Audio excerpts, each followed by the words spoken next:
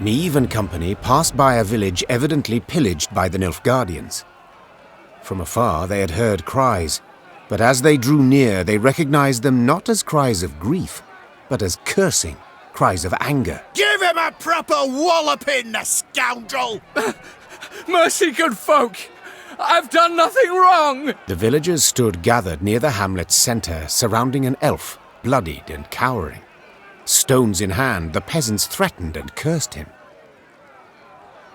The queen demanded an explanation. A ruddy-faced blacksmith stepped forth and spit. A Nilfgaardian spy the horse is, your majesty!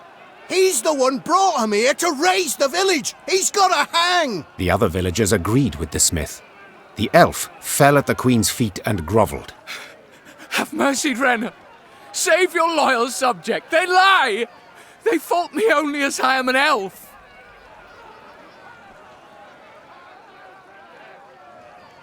Meve was torn, could not decide who spoke the truth. She thus resolved not to meddle at all. Coming to the elf's defense could only rile the resentful crowd.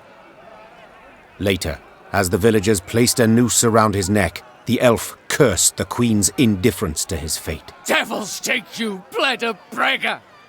Devils take you! Your line! Your whole damned land! Meve gave the signal to depart.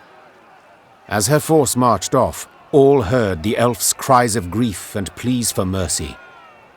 Then they stopped mid-sentence, and the silence rang in Meve's and her soldiers' ears.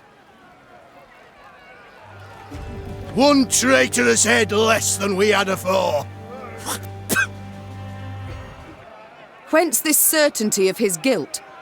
Have you any proof? Asked Meve. Did anyone see him communing with the foe? Did he hold any coin with a foreign stamp? The villagers eyed Meve angrily, their hands clenched into fists.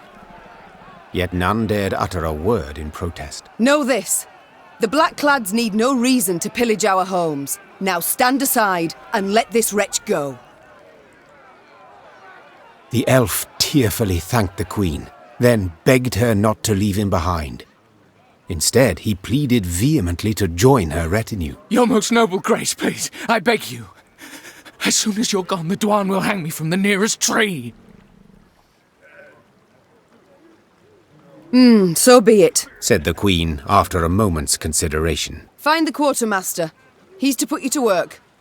And now we march. The villagers gazed with hatred as the company left the hamlet. When its thatched roof huts disappeared beyond the next bend, Meve breathed a sigh of relief. Meve stood surrounded by advisors, discussing, when all at once they heard a mighty thud. Bloody hell! They looked to see a cavalryman who'd clearly fallen from his saddle. The men who'd witnessed the blunder began to jest, only to choke on their laughter, as the wretch, having risen to his hands and knees, began to shake and vomit blood. The medic's diagnosis: poison. In spite of his best efforts, the cavalryman breathed his last that very night. Soon, several other riders developed the same symptoms, and at the last shared their comrade's fate. All were buried at the roadside, beneath an old willow. This looks to be no coincidence, Reynard said gravely. Our stores of water. Someone's poisoned them. We must find the fiend. In the interim, your majesty must quench her thirst with wine. One evening, soldiers brought before Meve the elf she had saved from a lynching. It seemed he had been the fiend who had poisoned the water barrels from which several soldiers had drunk, then suffered and died. Yes, I did it. And I regret it not one bit. Seethed the elf. Nilfgaardian, Temerian, some brute from Lyria, you Dwan are all alike. I detest you. All of you, your filth for what you wrought with my brethren. I'm proud.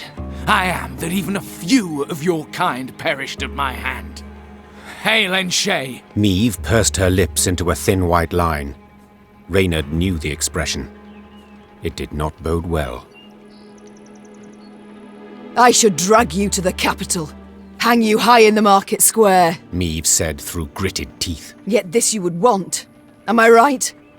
For your folk to speak of you? For your folk to remember? Well, you shan't have it. You'll hang here, in the middle of nowhere, with but crows to witness it and then pick at your eyes. It was a summary execution. No sentence was read, no last wish observed.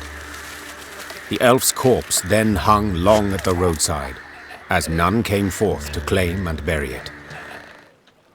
To stop a lynching was one thing. It was another to admit one of uncertain reputation into her ranks.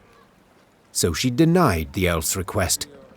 Yet he sought still to persuade her. Your Grace, you know I shall surely die here should I remain. Then pack your belongings and move on, sir, said the queen, swatting aside the elf's hands raised in supplication. No more can I do for you. The elf was unhappy with the queen's decision, this was clear. But he had sense enough to keep his tongue.